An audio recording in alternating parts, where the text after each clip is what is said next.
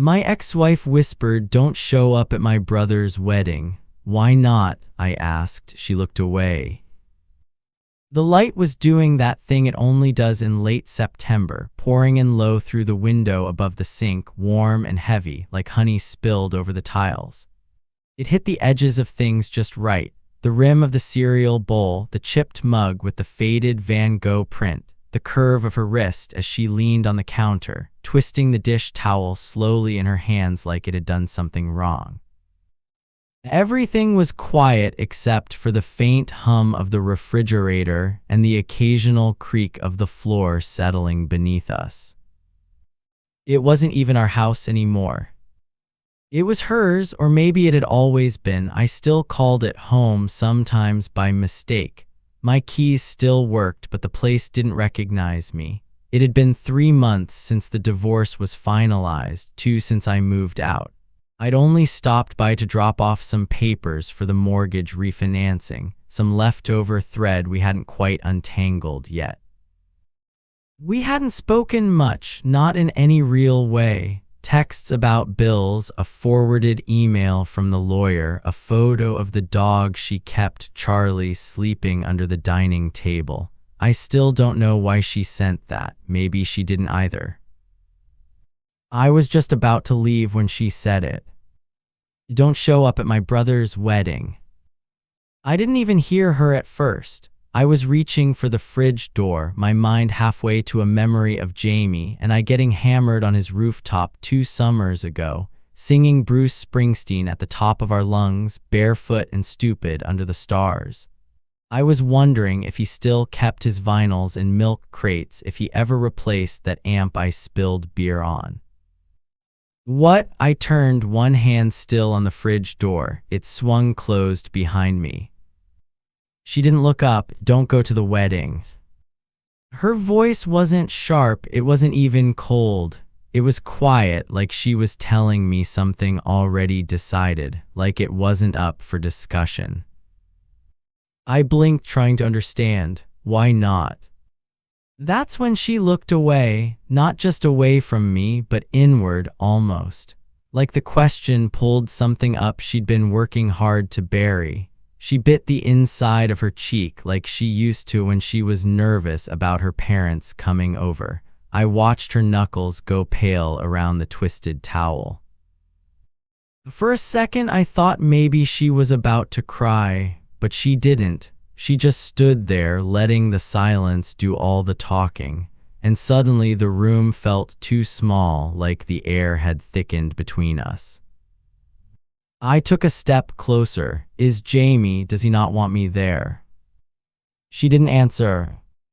That hit me harder than I expected, because Jamie and we weren't just friendly through marriage. We were friends, actual real ones.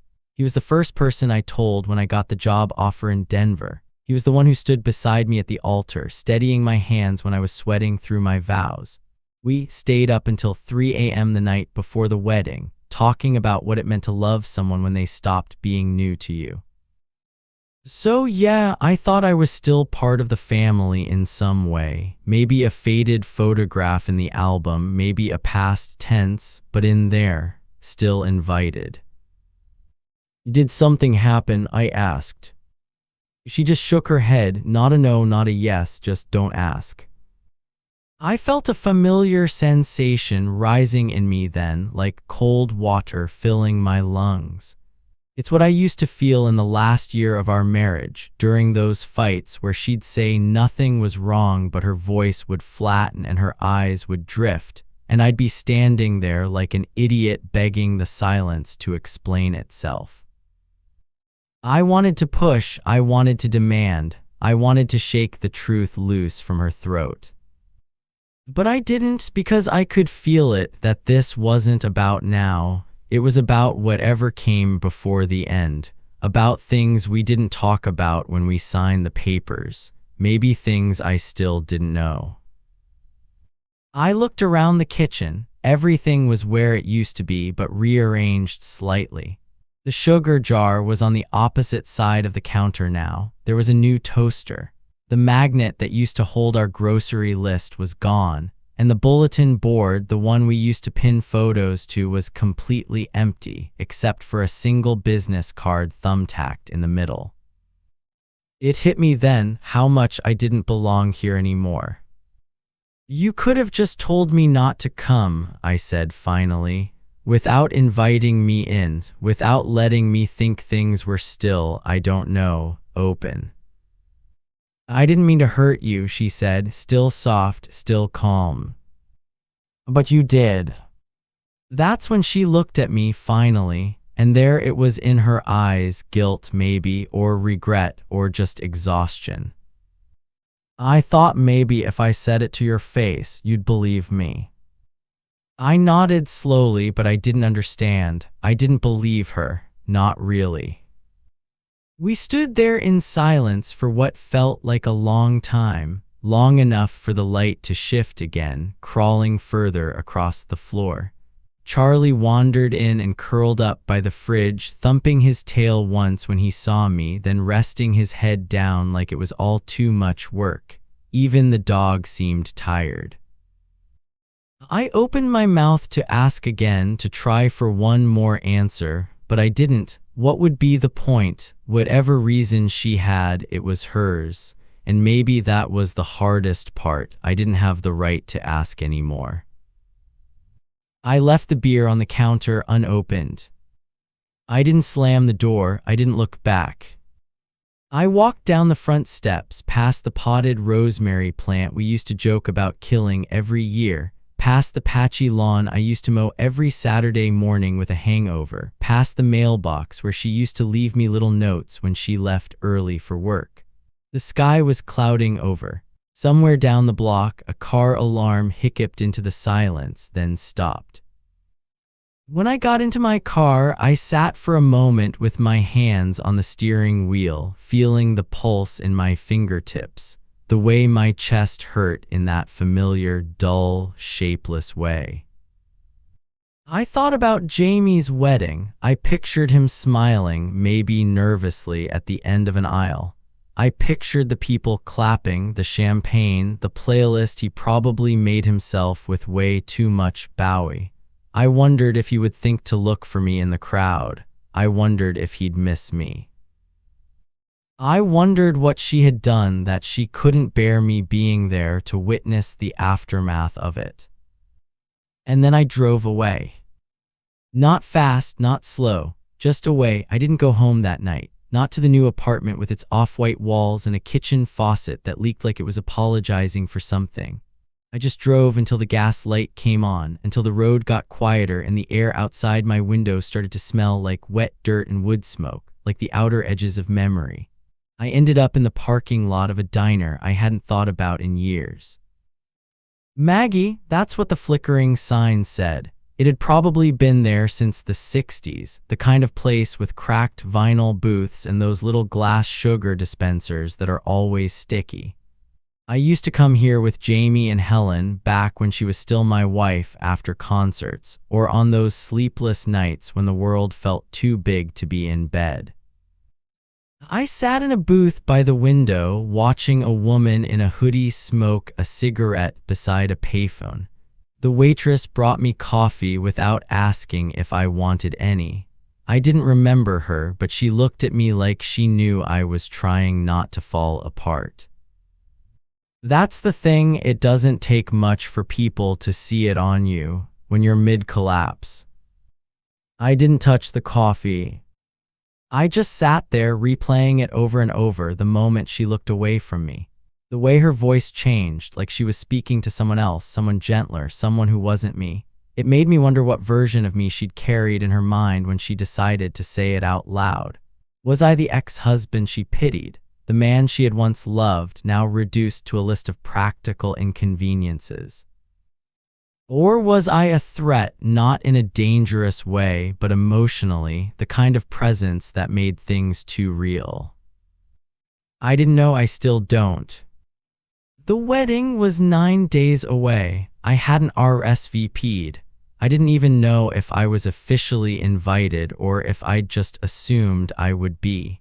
Maybe that was the problem. Maybe I was holding onto a version of their family, of us, that no longer existed.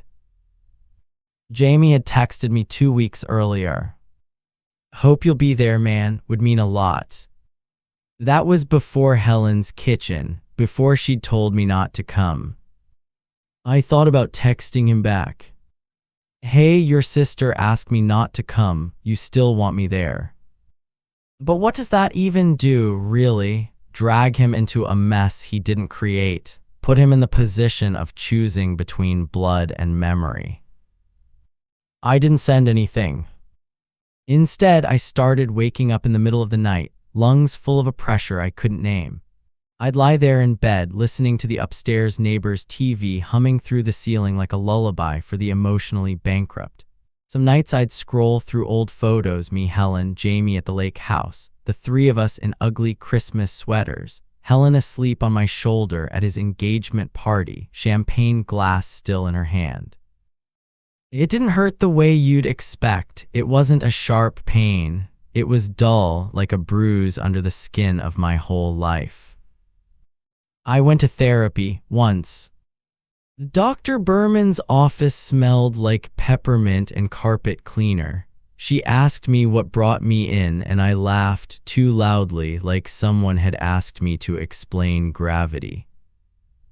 "I guess I don't know who I am without her family," I said eventually. She nodded like she'd heard that before. "What about your family?" I shrugged, estranged, dead complicated. She said something about grief not being linear, about closure being a myth, about how love doesn't just dissolve when a signature dries on paper. I nodded. I pretended I understood. I didn't go back. Instead, I started writing. Little things, notes on receipts, bits of dialogue in the margins of unpaid bills. I wrote to Helen, but I never sent them. Things like, "Do you ever regret it?" Or, "Did you know I still keep the mug you bought in Italy?" Or, "Why didn't you just tell me the truth?" It helped a little, enough to get through the hours. One night I drove to the lake alone. It was the place where Helen and I first talked about forever. A dock, some wine, a blanket wrapped around our shoulders. I think she said something like, "You make me feel like the world isn't so sharp." I remember how her fingers brushed mine, how her voice cracked when she laughed. That was before jobs wore us down, before the fights about money and timing and resentment, before we stopped reaching for each other in the middle of the night. The lake was empty when I got there, a few canoes tethered to the shore. The trees were turning bright oranges and reds like flame frozen in time. I sat on the dock with a bottle of water and no phone. Just me, the cold air, and the slow realization that I'd been mourning something long before the marriage ended. It wasn't just about Helen, it was the life I thought I was building, the people I thought were mine, the story I thought I was writing. She was the first person who ever made me feel safe in a way that didn't require pretending. But that version of us, it had died long before we said the words. And still, part of me wanted to go to the wedding. Not to make a scene, not to win her back. Just to say I was here, I mattered, I loved all of you too. The morning of the wedding, I stood in front of my closet for what felt like an hour, staring at the row of jackets like they might offer advice. My hands kept hovering over one old navy suit, the one I wore to Helen's cousin's funeral and later to our last anniversary dinner. It still had a faint scent of cologne and dust, like a memory that refused to settle. I didn't know what I was expecting walking into that barn. Closure, redemption, some kind of proof that I still existed in the story they were writing without me. The parking lot was full, the sky was a heavy gray, and the air smelled like rain waiting its turn. I almost turned around right there, watching the guests trail in, women adjusting their heels, men fixing ties, kids chasing each other between cars. It all looked so normal, so utterly untouched by what I'd been carrying. But I went in. The barn was strung with Edison bulbs and dried eucalyptus. Rows of wooden chairs faced a makeshift altar draped in white cloth. The scent of pine and champagne and soft perfume filled the space like something sacred. The sound of laughter, her laugh, somewhere in the crowd, made my spine stiffen like muscle memory waking up. I didn't see her at first. Jamie spotted me before she did. He crossed the room fast, wearing a black suit that somehow made him look even younger, like a kid playing dress-up. But his eyes were heavy, lined, not with age but with the weight of trying to hold things together. "Hey," he said, pulling me into a quick, unsure hug.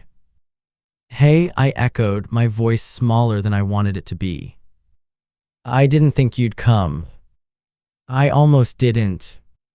He nodded. "She told you not to." "Yeah." He looked down, picked at his cufflink. "I didn't ask her to do that." "I know." A beat passed between us. Then he looked up and said something I wasn't ready for. "She told me what happened." I felt it before I understood it. That strange, sickly stillness that comes when the thing you suspected is finally confirmed. My mouth opened, then closed again. "She told you she cheated."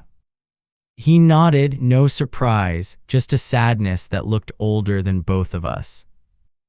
"She told me right after the divorce, said she needed to be honest with someone, said it didn't mean anything. But it broke you and it broke her, and it was easier to let you think it was distance than tell you she fucked it up." I laughed. I didn't mean to, but I laughed, bitter and sharp, like glass in my throat. "Why are you telling me now?" "Because I didn't want you thinking you were disposable," Jamie said.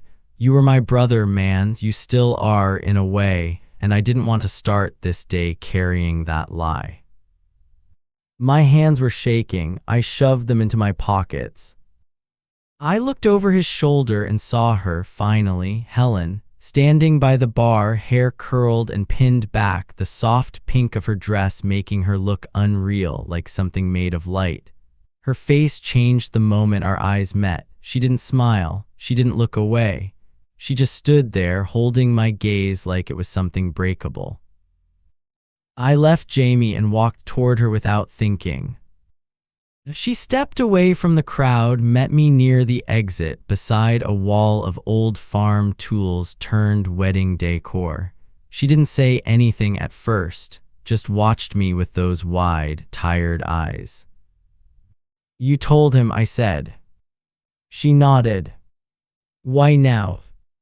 "I didn't want you to find out from someone else." "But you didn't want me to come." "No," she said softly. "I didn't want you to see me here, happy, like I'd gotten away with something." I swallowed the lump rising in my throat. "You could have told me before the divorce, before everything."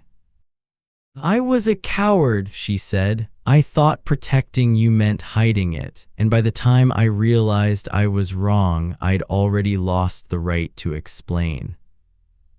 We stood in silence again, not the tense silence from the kitchen, but the kind that comes when two people finally stop pretending.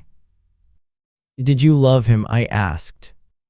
She shook her head instantly. "No, it was a moment I was weak in, a moment I didn't think you loved me anymore."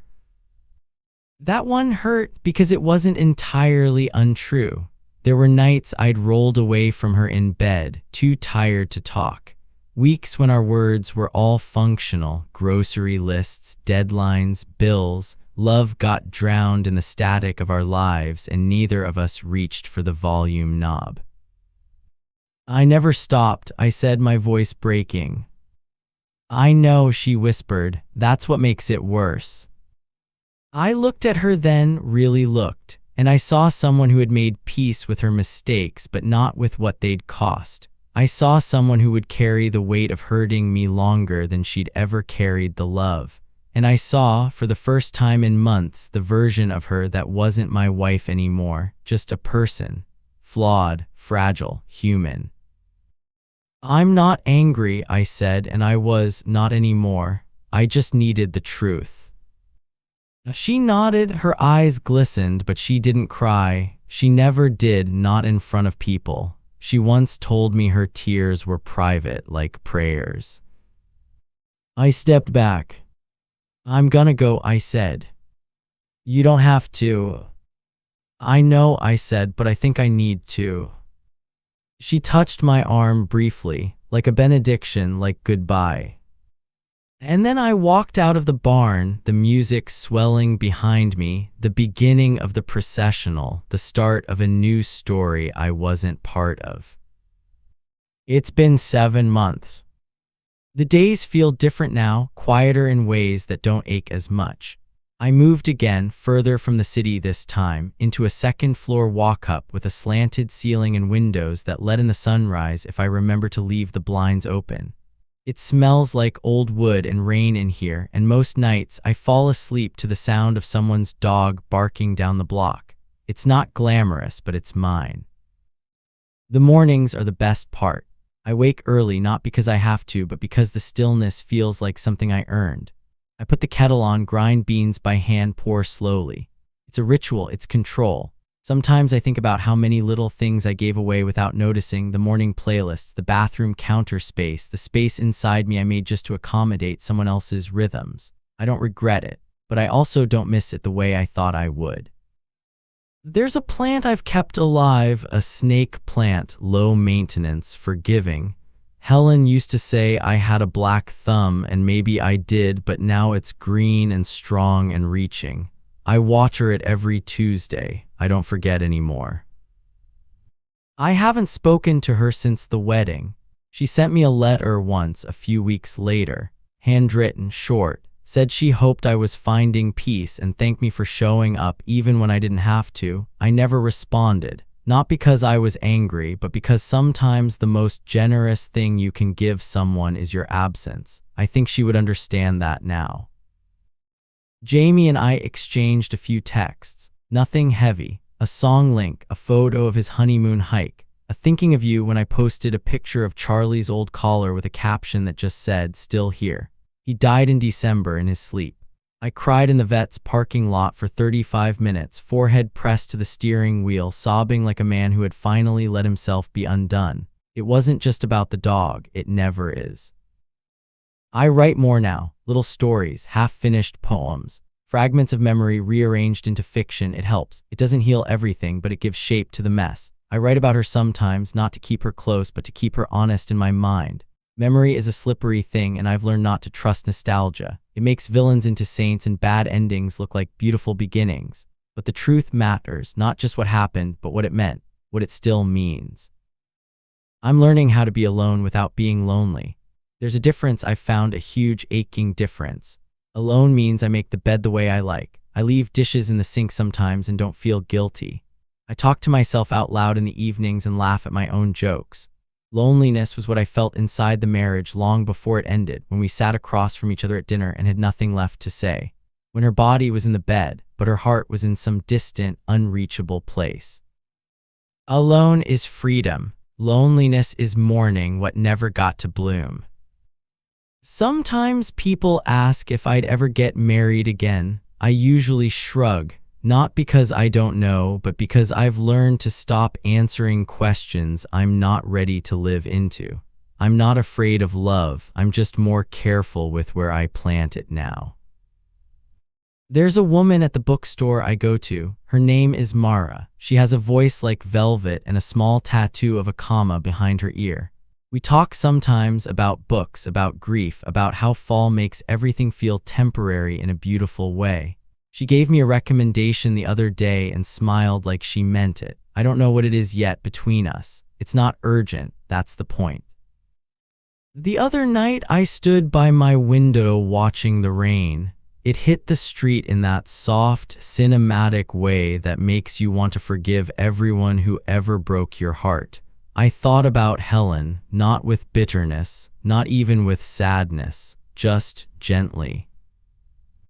I whispered something like, "Thank you," though I'm not sure who it was meant for. Maybe her, maybe me, maybe the version of us that existed only long enough to teach me how to let go. I'm not whole. I don't think I ever will be, not in the polished, tidy way people expect when they talk about healing. But I'm real. I'm awake. I'm still here, planting things that might grow, even if I never get to see the bloom. And that's enough. That's more than enough.